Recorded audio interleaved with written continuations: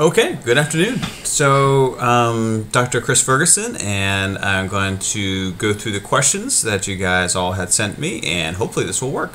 We'll see how it goes. Anyway, so so my name is Chris Ferguson. I'm a professor of psychology at Stetson University, and I've been doing research on video games and other forms of media for probably about 15 years now at this point. So it's been quite a journey. So anyway, so what I'm going to do is I'm going to go ahead and get into your questions, and I have them here. There are a whole bunch of general questions and then 6 specific questions. Okay. Not sure what the difference between a general question and a specific question is, but that's okay. So anyway, so the first question was to provide a description of my work and how it's related to video games and how I came to be doing it. It's a great question. So I didn't really set out to be a video game researcher. I actually initially started off doing research on violent crime. And it was around the time I was a graduate student, and there was in 1999 the Columbine High Massacre, which probably a lot of you have heard a little bit about, and around that shooting there was of course a lot of talk about really a lot of different things related to popular culture that people, and mostly older adults, were kind of suggesting as possible causes. Everything from goth music to goth culture to the Matrix movie to video games. And it was around that time that there were a couple scholar articles that had come out that were comparing the effects of violent media and violent video games to cigarettes and lung cancer. And I saw one of the questions somewhere in here sort of mentioned vaccines and cigarettes and stuff, so I'm guessing that maybe some of you have heard these kind of claims before. But those are really kind of radical claims for people to be making in the area of media effects and such. So I was interested in trying to see whether there actually was any evidence for these types of effects, or if this was all basically hooey. So it was really kind of a sort of accidental sidestep into doing this kind of work that was never really what I had intended to do. So that's basically how I got started. And so what I do now, mostly, I still do stuff with violent crime, but of course now I do a lot specifically with media and video games and such. And I do experiments where we bring people into the lab and have them play different video games and see how that affects their behavior, or if it affects their behavior. And we do correlational longitudinal studies where we may follow kids over time and sort of track them and see if their game playing at one time period is related to aggression, violence, or anything else later on down the line. So those are the kind of sort of basically the things that we do right now at Stetson. We just upgraded our lab to virtual reality, so we're having people come in and play virtual reality games, which is kind of cool. I'm sort of excited about having that kind of technology around. So, but that's basically what we're doing. So, okay. So, second question: what is one thing you like and one thing you dislike about the work? So it's a lot. I mean, for the most part, it's a lot of fun. I mean, I get to be around video games all the time. I get to play video games at work, and that's considered part of my job, and that's pretty cool. And related to that, I mean, for the most part, these types of debates actually can be kind of a lot of fun if people don't take them too seriously, at very least. So I do sort of enjoy I seem to be attracted to controversial stuff. So I do like some of that as well. On the other hand, of course, sometimes it does get too heated. So I like debates and.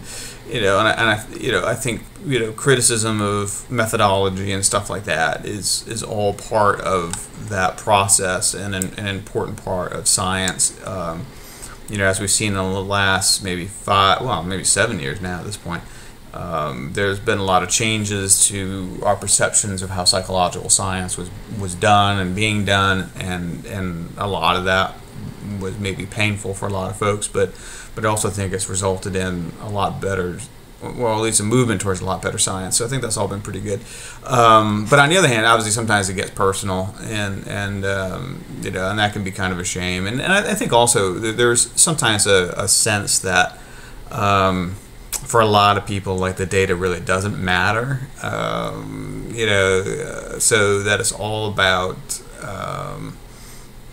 you know, generational divides and moral posturing and scapegoating video games for violence in society, and you know, when we should be talking about other things perhaps. And so I mean, some of that I think can get discouraging, you know, particularly as just, you know, one little guy at a little university is, you know, can be sometimes a little bit overpowering perhaps a bit, but just got to keep plugging along and try to do better research and hope that, you know, some of that gets out there and changes the narrative a little bit, at very least. So okay, so do I personally play video games? I gotta keep an eye on the time too, because I don't want to be here for like 2 hours boring the hell out of you at all my answers.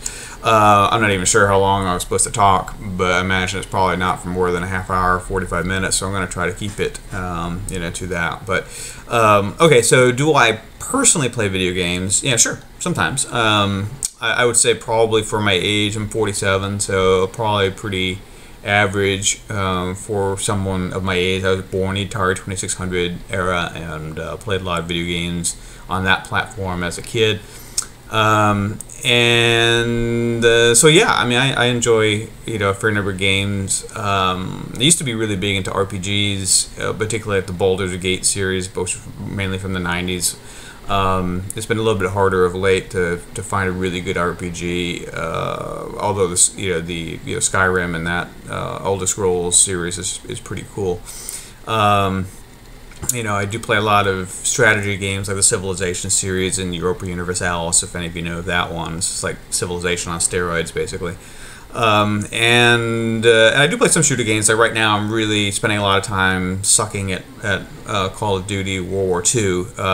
So I'm getting a little bit better at it. Every so often, I end up on the top 3 in the leaderboard. And I'm so excited. Ooh, you know, get to do my little emote, you know, emote thing. But that's pretty rare. I'm really actually pretty terrible. But it's still a lot of fun. So and I think, you know, from that game, it's really sort of my light bulb moment was kind of to think of you know, violent video games as such as being in many ways more similar to tag. You know, I don't know why it took me so long to kind of think of that. It's really like a big game of tag, you know, online, you know, with imaginary guns, rather than having anything to do, you know, with like real violence in the real world or anything of that sort. So my favorite game of all time, though, probably would be a game called Alice Madness Returns, which is kind of like a third-person shooter game, but with obviously a kind of Alice in Wonderland sort of surreal kind of feel to it. It's a really neat game. It was on the previous generation of platforms, so I don't know if it's, you have to go back to like an Xbox 360 to play it, most likely. So that was a lot of fun. Worst experience with games, I mean, you know, obviously lots of games suck, so it's I'm not sure if I remember playing Myst going back some years ago, and that was a really bad game. Well, I mean, a lot of people loved it, you know, in fairness, but for me it was a really bad game because I just, you know, not very good at puzzle games, I guess. You know, and there've probably been a few other games out there that have been kind of lousy. Okay, I just had to pause it there for a second, and that might actually be a good idea. It looks like if I pause it, then it will put these clips into separate little categories, and hopefully I can combine them together later. And that's actually probably good. Make sure that I don't like talk for 45 minutes and lose the whole dang thing. That'll be a good thing. So pardon if there are a few little interruptions here and there. I may block things every so many questions just to make sure I'm not losing things. Anyway, so I think the next question, if I had it right, is what would I say is the most important thing that video games have contributed to society? And that's a good question. And I would say that, well, they're fun. They're so well, I mean, being a little bit facetious, but I think we do have to put it into a bit of a context. That, of course, video games haven't cured cancer. They haven't started a war. So these are hobbies. So we don't really, if we're being sensible, I think, expect a huge contribution to society from these. I mean, obviously they've been fun for a lot of people, and they've certainly made a lot of people a lot of money as well. I would say maybe the biggest contribution, though, was an accidental one, which really is the Brown v. EMA case from Brown v. EMA from 2011, the Supreme Court case that looked at video game violence and whether the government is allowed to regulate violence in media or tax it or anything of that sort. And so it turns out the answer is no. I mean, and there really have been these debates or lack of clarity going back to rock music in the 1980s and comic books in the 1950s, and in most of the situations there was kind of like a head-off between the government and industry about whether the government could or couldn't regulate the content of media, and so it's like a kind of an ongoing game of chicken to some extent. And now that's been resolved. I don't think that was something that the industry wanted or intended, obviously, but it happened, and I think it's actually a good thing. That we now know that the government can't get involved in that, and so we have a lot more clarity, on issues related to free speech and art. And I think that in the years subsequent, that the Brown v. EMA ruling has headed off a lot of really kind of silly legislation, and I mean, it still pops up, but has stopped it from becoming law, and hopefully will play some role in keeping us on track a little bit better about if there is violence in society, talking about things that really matter, as opposed to wasting our time talking about rock music or video games or things that really don't. So, again, it's sort of an unintended contribution, but nonetheless, I think in many ways, really quite an important one. You have to pardon if I'm looking back and forth. I'm looking at the camera sometimes to try to be personable, and other points I'm looking at the questions here to make sure I'm on task. So the next question was, what is your opinion regarding the decision by the World Health Organization to identify gaming addiction as a disorder? And in fairness, I don't think the WHO uses the term addiction, which is really quite controversial. I think they just called it gaming disorder, but there's been a lot of controversy about that, and there certainly are some people that support the WHO's decision, and there certainly are people that don't support the WHO's decision, and I'm in the latter category for sure. And I think the issue is not so much that there aren't people that overdo gaming. There certainly are. It's really more that there are people that overdo a wide variety of activities, and there really are research papers on everything from exercise to food to sex. Then there are even a couple of research papers on dance addiction. So even from either a data or a clinical perspective, it doesn't make any sense why the WHO focus in on video games, other than to view this as part of a moral panic over video games that is going on. So the data don't suggest there's anything, at least at this point, particularly unique about video games that makes them more addictive than other sorts of activities. In fact, there are more papers, I think, on like food addiction and sex addiction than there are on video game addiction. And a lot of the research out there suggests that usually if people are overdoing gaming, it's usually due to an underlying mental health disorder. So the gaming may be a red flag sometimes that someone needs a bit of help, but it's not, the games didn't do it to them necessarily. That it's really something that's secondary to depression or anxiety or ADD or things like that. And then from a clinical perspective, it doesn't make any sense either, because if we're worried about people that have these sort of like behavioral overuse disorders, again, why limit this to just video games? Why not? What do we not care about the shopping addicts or the work addicts, or things like that? So it's really, I think, a hard disorder to defend if you really think about it for a second, and really the only explanation I can come to is that this is the old people who don't like video games once again, and kind of indulging a moral panic, and to some extent politics. That I had some exchanges with some people that work at the World Health Organization where they acknowledged that they were under pressure from primarily Asian countries. That's their wording. to make video game or this gaming disorder thing an actual entity. So I don't think it's based in good science, and that's an opinion that was shared by the American Psychological Association's Media Psychology Division and the I always forget their name, the Psychological Society of Ireland's sort of media and art and technology special interest group kind of get together and wrote a policy statement opposing the WHO's decision. And my understanding is even the American Psychiatric Association, which has the DSM, and they've got their own kind of proto-internet gaming disorder thing that's a category for future study. They even kind of still said that they're not ready to make this a full-time diagnosis. So I think the WHO's decision was the wrong decision. I mean, I'm sure that they meant well, and are responding to a certain segment of the population. I think this is a real thing, but I think it's going to do more harm than good. I think a lot of people are going to get misdiagnosed and get treatment that's not going to actually help them, because people will focus in on their gaming behaviors and not the underlying mental health disorders. I think we're going to see schools are going to be a lot less likely to incorporate technology into their classrooms because they're going to be afraid of being criticized for technology addictions. I think some countries, again, perhaps some of these more authoritarian countries, are going to use this as an excuse to reduce free speech rights, and I think we're already seeing that it's contributing to more panic over video games because you see these. Again, the shootings like in Parkland and Santa Fe or whatever, and people will say, well, look, see, who says this is addictive, whatever, and so it sort of fuels these misimpressions of how video games actually work. So, okay, next question is, what challenge faces the gaming industry do you think is which challenge facing the gaming industry do you think is most important to solve? Good question. I mean, obviously they still have something of a public relations issue, and I don't think they're really good at reaching out to non-gamers at the very least. So there's that. I mean, I don't think they've really reached out and tried to sort of get the message out about the ESRB rating system and things like that. Inform older adults about how games work.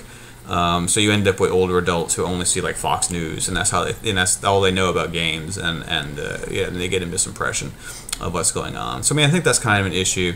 I think the other challenge is actually around sexism in games, or sexualized content. Really, I shouldn't say sexism, but sexualized content in games. In that, I think the industry feels itself to be under some pressure to kind of engage in some virtue signaling, if you will, about that type of an issue. So the evidence right now, I would say, does not point towards sexualized content in games having much of an impact on players, sexist beliefs or misogyny or things like that. But there certainly are some individuals out there who, in many cases, I think have some fair points about sort of the inequality of representations of females in games, but nonetheless are making claims about effects that can't be substantiated based on the available data.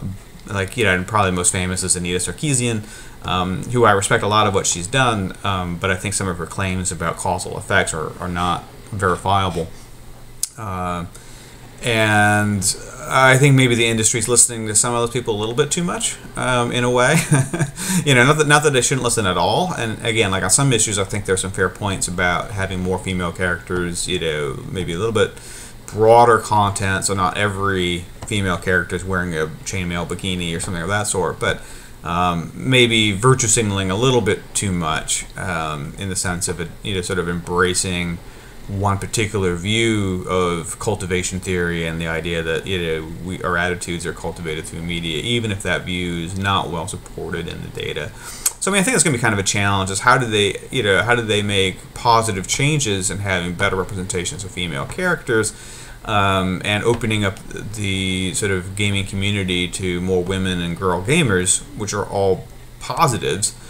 At the same time, not perhaps buying too much into the sort of typical hypodermic needle model approach of gaming effects. And one of the things you sometimes will hear that people, even with the violent stuff, people say, well, video games don't make people violent, but they do change people's attitudes towards violence, which is like a really weird argument if you really think about it, in that you're basically saying, I can't prove anything happens with behavior, but I'm just going to say something happens with attitudes that I actually can't back up with any actual data. So it's kind of like, you know, trying to have your cake and eat it too, you know, saying, I'm not totally unreasonable, but I'm going to just throw something out there that sounds kind of moralistic. And then if you say, well, the data don't support it, well, I say, well, I never said that I could predict anything, you know, with this belief. And you know, so I think that's, you know, sort of an issue that's facing a lot of the industry right now. It's kind of how to balance making some positive steps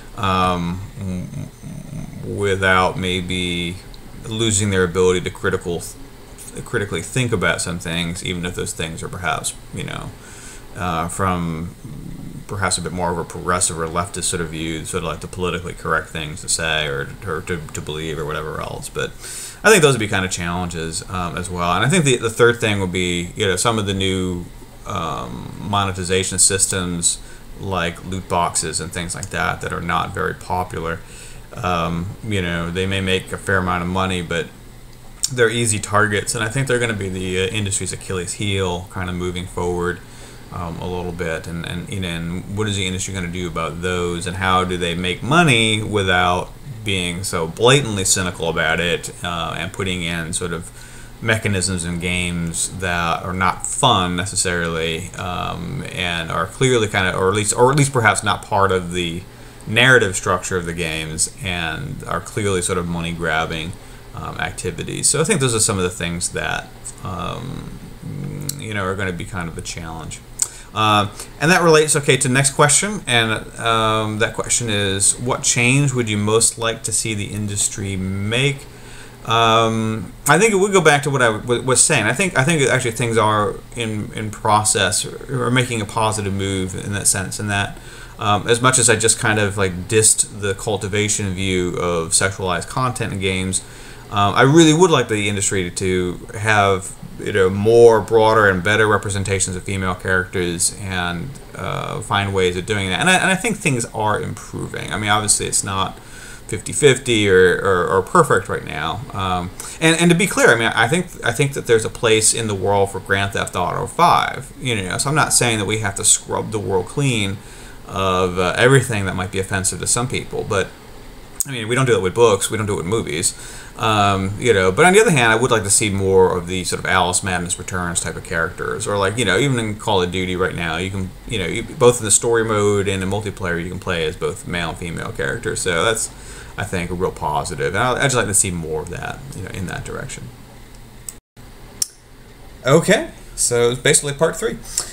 So the next question is, what advice would you give to a soon-to-be college graduate who might be interested in doing work that is connected to the gaming industry? Great question. So, you know, I'll try my best to answer this one, keeping in mind I'm not in the gaming industry, so it should be interesting. Presumably, so they have, like, you know, certain degrees that are set up that are like video game design and digital arts and stuff like that. So, and they have some at the master's level. So that might be one thing to look at. Are there certain programs, like actually University of Central Florida right down here has got one.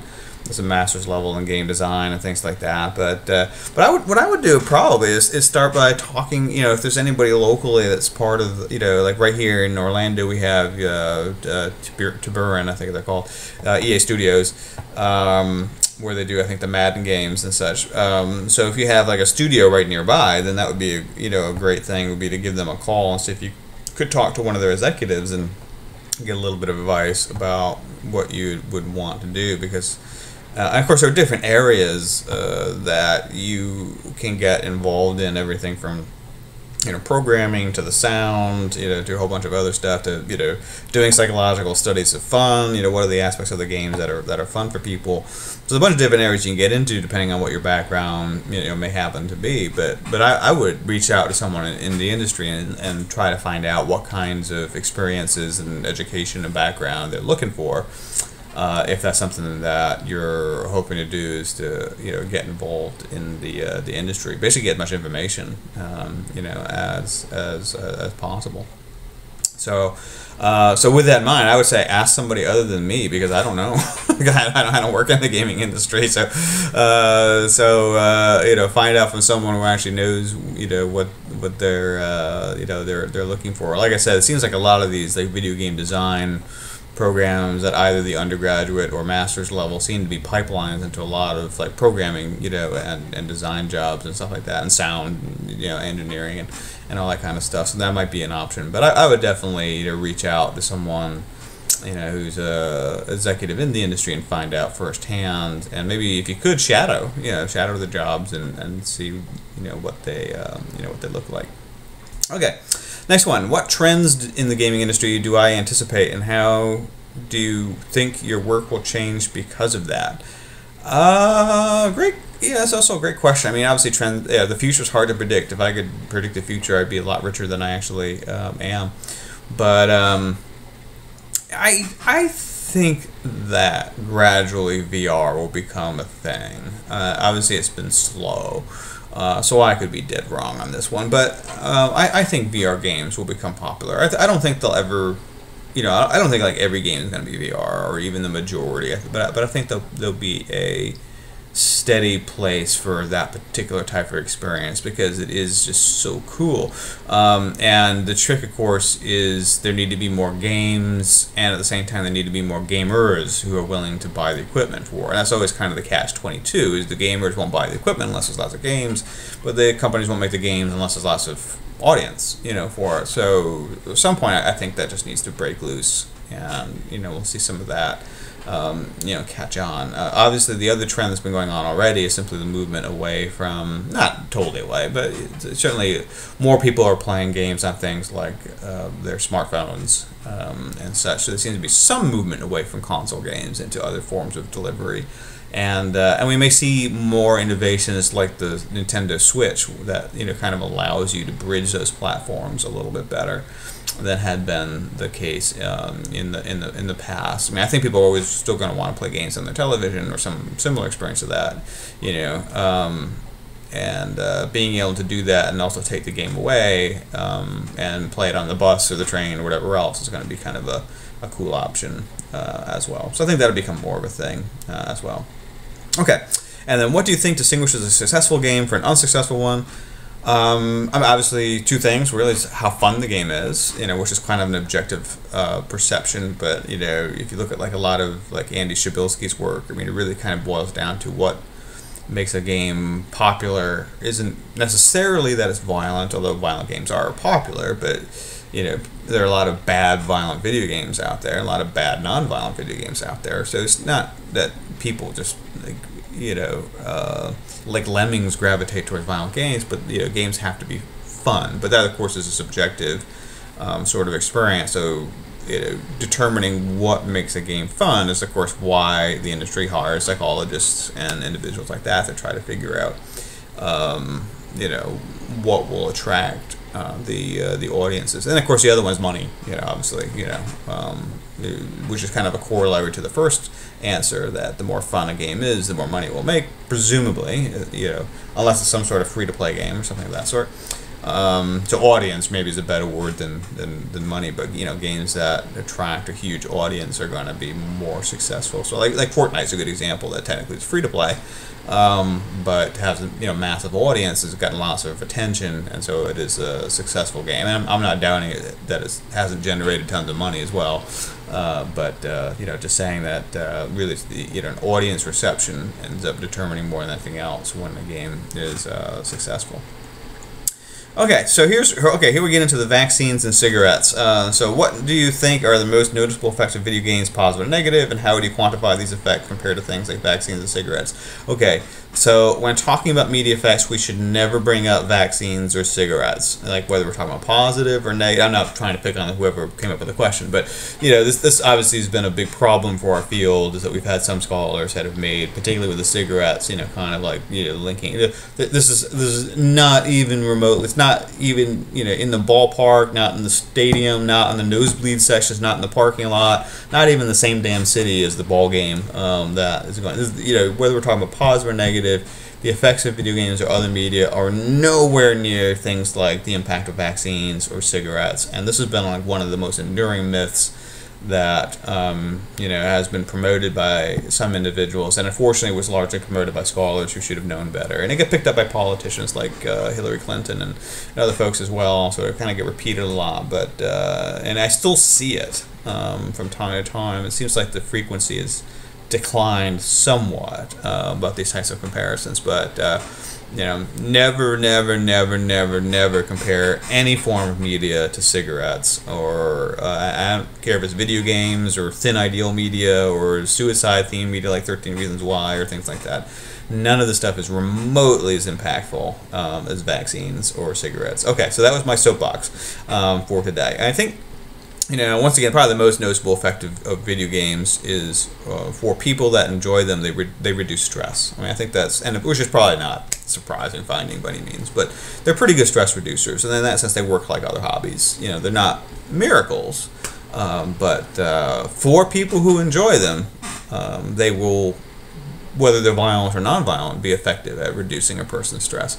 If you don't enjoy them, obviously it's not going to work. Sort of like crocheting isn't going to work to reduce my stress. I end up with a needle in my eye, or having to go on a trip to the emergency room, and that would not relax me, obviously. So it does require people to actually enjoy it. I think right now that's probably the biggest, which may be sort of disappointing. It's not like, wow, they make you intelligent, or they cure your Alzheimer's disease, or they make mass shooters happen, whatever. But I think that's probably the most solid finding that we have right now.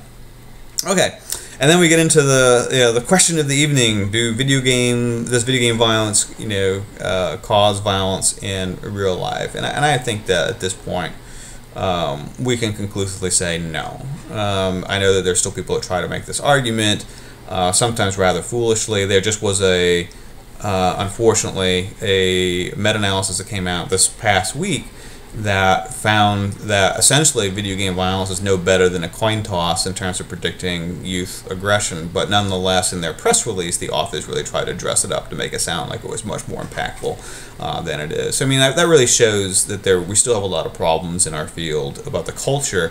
And this is just really kind of a symptom. This is the canary in the coal mine. This happens for a lot of findings in psychology and communication and stuff, that you get these really, really trivial effects that are probably due to artifacts of just doing survey research, for instance, that aren't real effects in the real world, but they get hyped by psychologists or communication scholars or psychiatrists or pediatricians or whatever groups of people, because we're all human beings, and sometimes that just is what people want to do. They tend to interpret evidence in light of their personal beliefs, and I'm no exception to that. It's just part of human nature. So, but I would think that at this point we can conclusively say that the amount of overlap between violent video game playing and its predictive value towards things like youth violence or whatever else is essentially zero. Well within this is a psychologist called Paul Meehl who 30 or 40 years ago sort of referred to this idea of a crud factor. Which basically means that sometimes you can get tiny correlations that pop up, and they may become statistically significant, particularly if you have big samples and stuff, but they don't actually mean anything. They're not real. We're talking like less than 1% of variance being explained by a variable. So I think that the effects we're seeing now are clearly crud factor, artifactual types of effect sizes that we should not interpret as being stuff that's happening in the real world. And of course that makes sense, because if you look at the real world data, youth violence has declined by over 80% in the last 25 years. And and I'm aware there are people that try to argue that it doesn't matter, but it does. You can't, out of one side of your mouth, say that video games increase aggression in players, and then look at the data and see that even as our consumption of violent games has soared like incredibly that you have this inverse correlation with, you know, actual violence in society. I mean, of course, violence is multi-determined. Lots of things, you know, play a role in that. But you got to come up with some sort of explanation why that data looks like that. You can't just say, well, it doesn't matter. You know, it does. Absolutely, it does. You know, so you have to be careful what your claims are, and if those claims don't fit the real world, then your claims don't you know, deserve a whole hell of a lot of attention. Unless you can come up with some sort of verifiable, falsifiable explanation about, you know, what's going on. And what we see with a lot of these longitudinal studies is you can control for a lot of these other variables that presumably are more meaningful, like mental health or, you know, socioeconomic status or things like that, family violence. And once you control for those, the video game violence does not predict youth violence. So, you know, the better control studies fit with the real world data. So I think we have to be a bit more honest about stuff like that. So in terms of, on the other hand, asking about do violent video games make the world a safer place, they might. And actually there's some data suggests that from like Patrick Markey and Scott Cunningham and other individuals, actually were 2 other studies just came out very recently, I can't remember the authors' names, that all basically find that when violent video games were released into society, that violent crime rates in the United States, at least, actually other countries, I think one country was the Netherlands, I think I looked at too, but violent crime rates drop immediately, which is really fascinating, and it's probably has nothing to do with like catharsis or anything of that sort, but more just that it's there's a theory called routine activities theory, which is very straightforward. It says if you keep young men busy doing, you know, non-crime related stuff, then they're too busy to commit crimes, and the crime rates will drop. So I think in that sense, some of these violent movies and violent video games are, you know, playing a routine activities theory type role. Okay, last batch of questions. So the next question is, do I also focus in on violence in movies, TV shows, and the internet? How does this compare to violence in video games? I do. I've done everything from books to TV shows to movies, not really the internet. But I also do media in other areas such as thin ideal media and body dissatisfaction and suicide theme. That's why in another question I mentioned those. Suicide theme media like 13 Reasons Why. And generally most areas have the same issues, that there's a lot more hype than there is good data. The only real exception I've ever really found was related to advertising effects. So there seems to be some evidence that advertising can have effects on kids' eating choices. For instance, I did a couple studies kind of related to that. That's particularly true for very young kids. So there seems to be something a little bit unique about advertising and advertising effects. But other than that, we see the same very weak effect sizes or pretty much zero effect sizes. Methodological problems are very common across most fields, and on the other hand, some scholars are perfectly happy to hype, you know, these fields as much more conclusive and meaningful than they are. So the kind of cultural issues I was referring to for media violence work and psychology, you can see throughout most fields of media studies. This, again, the issue seems to be almost that the data doesn't really matter. That, you know, some people, you know, and including some scholars, are just absolutely intending to make a moral stance about sort of like the evils of media. And they're, you know, even though, and it's funny because a lot of it does kind of hinge on the sort of misinterpretation of what statistical significance means. And so even though for, you know, 20 or some years we've known that statistical significance is not a good way to judge research findings, that still, you know, people seem to be hunting for this statistical significance, you know, and journals are still publishing papers based on this, and so that really creates a perverse incentive structure that doesn't really do science a real favor. So we get publication bias, we get p-hacking, you know, and questionable researcher practices, and sometimes we just get, you know, these issues where you get teeny tiny effects that are probably better explained as just an artifact of a study. You know, you ask people, you know, do you see a lot of pretty women on television? And oh, by the way, how do you feel about your body? And that creates a kind of a bias in the way that people respond to the questions that can cause small correlations that are spurious. They're not real effects that exist in the real world. They're just you know, the impact of doing research and maybe doing it in kind of a dodgy way sometimes.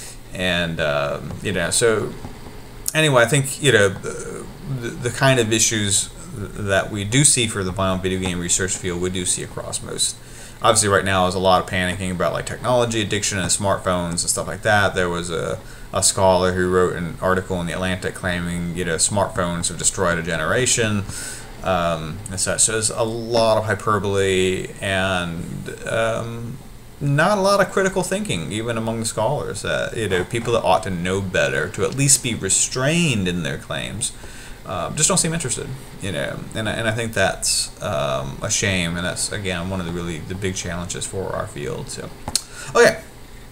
Why do I think there's so much research on media violence, and what are the biggest strengths and weaknesses of this research, and why do so many studies have the same weaknesses? Okay, so you all are cheating. Those are 3 questions. Okay, but all right. So why the first one's kind of easy. Why is there so much research on media violence? Old people is the reason why. That old people love to complain about popular culture that kids today are enjoying. This has literally been going on for 2,500 years. In one form or another, and it's not going to stop. So there's an audience for this, just like there's an audience for video games. There's an audience of old people who don't use video games, don't use smartphones, or not very well, don't really use the internet as much, don't like going to see R-rated movies, and so they just love this idea that it's a spun glass theory, the idea that kids are impressionable and easily damaged by exposure to popular culture that is gonna kids today with their music in their hair, right? It's gonna corrupt them, make them delinquent. Everybody thinks that generation that kids are fine, and my day we all hold hands and sung Kumbaya and voted Republican and all kinds of other good like pro-social things, and that's not true. We look at our past through rose-colored glasses, and that's kind of unfortunate. So anyway, but that's really, there's an audience for this type of stuff. Just like there's an audience for thin ideal, body dissatisfaction stuff. There's an audience for the 13 Reasons Why. We used to be in the 80s, it was Ozzy Osbourne that people thought was causing suicide. So there's just a certain group of people, and they're the ones who buy newspapers and vote and control money for things like grants and stuff like that. And so they're a very powerful audience, and so all this stuff tends to cater to them. What are the biggest strengths and weaknesses of the research? I mean, obviously the weaknesses are so many that it would take me forever to go through them, but really, and this is true again for a lot of psychological research and communication research and social science and medical research, which are even scarier. But the biggest weakness is that most of the designs allowed scholars to pick and choose outcomes that fit their hypotheses and ignore outcomes that didn't.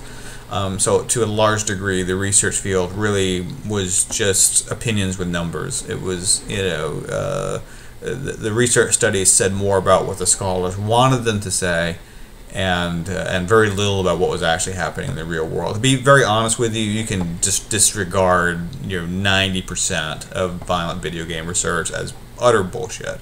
Honestly, and the only way to fix this is with greater transparency, pre-registering, research designs, open methods, open data, and stuff like that. And this is something, a lot of us are just, this wasn't the culture in the field, even going back 10 years ago to think about that. So a lot of us, and myself included, are really just, trying a lot of these new techniques out because we want to do better research, and we want to do stuff that we can be confident about. And isn't just our opinions with numbers. So that's the thing I would look for. Are studies pre-registered? Are they open with their data if it's requested, and things like that. You can have a bit more confidence in those types of studies. And why does many studies have the same weaknesses? I mean, this has been, I'm glad somebody picked up on this because like literally. Even going back 10, 15 years ago, people started pointing out these weaknesses, like the unstandardized aggression measures and, the lack of controls and correlational studies, and, selling crappy effect sizes if they meant something for the real world, and, like literally like 0.5% of variance explained and stuff like that. So, so why does this keep happening? And because again, I think these are the crappy methods can allow people to come up with the results that they want, and the very cynical answer, but I think this is true. And changing that and coming up with better methods means that you may not get the answers that you want, and you have to be kind of open to that. And where this is a field that overlaps with moral virtue signaling, that moral agendas to a large degree, that this wasn't about getting neutral objective data. It was about supporting a moral agenda. And we don't want to risk that. Or not we, but obviously, people that are sort of attached to that moral agenda don't want to risk not being able to support it with data that may be more accurate, but less flattering for what they want the data to say. So, so kind of maybe a bit of a cynical answer, but I think the way that the culture has evolved in this field, I think it's one that's easily supportable. Unfortunately. Do you think that different visual styles of video games can impact children differently? And then, the person mentioned different games, and they're also third-person shooter perspective. Probably not. I don't think there's any evidence to suggest any of this stuff. There's been a few studies that have gone back and forth on some of these things. And keep in mind, when we're talking about violent video games, I mean, that whole idea of violent video games doesn't really make a lot of sense conceptually, because it includes almost all games, literally from Pac-Man to Grand Theft Auto 5 are all quote-unquote violent video games, and which is kind of silly. And I in one trial going back to 2013, one scholar had to admit on the stand that basically that violent video games included all games from Pac-Man through Grand Theft Auto, and that's kind of a problem for the field. But no, I don't think there's any evidence that sort of increased graphics or realism or third versus first person shooter effects necessarily have any more impacts than anything else. Again, if you sort of take some of these studies seriously, which again you probably shouldn't, there are studies that say that Atari 2600 games caused aggression in players, just the way that we sometimes think Grand Theft Auto 5 does today. So playing Centipede, causing mass shootings and stuff like that. It sounds silly, but that's again just sort of the culture of the field. All right. And last, so do I believe that the Madden tournament shooting was sort of driven by games? No, I mean obviously not. I mean there've been shootings in so many other different contexts at this point. In churches, schools. There was the Las Vegas shooter, who was a 60-something-year-old man who actually now has the record for mass killings in the U.S. that he shot up a country music concert. So there's eventually one of these shootings was going to happen at a video game tournament, and keep in mind that Madden is a football game; it's not even a violent video game. So it's just coincidence isn't quite the right word, but it's superficial information that this happened at a tournament. So, but unfortunately, we see it sometimes that happens, and news media picks up on it, and this happened at a video game tournament. Does that mean anything? No, it doesn't. It doesn't mean anything at all. This is mass shootings have been going on for decades. This is, as far as I know, the first one that actually happened at a video game tournament. Again, the evidence we have suggests that mass shooters are of all ages. Like I said, they're in some of them are in the 60s or 70s. There are a few women mass shooters. They're not all male, although 90% are male. They're not all white. It's another myth sometimes you hear, is that they're all white males, whatever. Actually, the racial distribution of mass shooters is about equivalent to the racial distribution of the United States Census. And the evidence we have suggests that mass shooters, if anything, consume less video game violence and movie violence than do other males of their age. So this is, it's really a myth, and the criminologists who study mass shootings have called it as such. There's a myth that linked violent video game playing to mass shooting or other events, like that. So, okay, I think I've at this point gotten through all of your questions and have, I'm sure at this point, talked enough. Hopefully, some of you are still awake who are watching this. So I'll leave it here then, and if anybody's interested in getting in contact with me with any follow-up questions or further questions, my email is cjfergus at Stetson, which is just like the hat, .edu. So cjfergus at stetson.edu. Or you can reach out to me on Twitter, cjferguson1111. So cjferguson1111. And hope that you got something out of this, at any rate. And it was a pleasure reading through your questions and answering as best I could. And hope that you have a successful semester. Take care.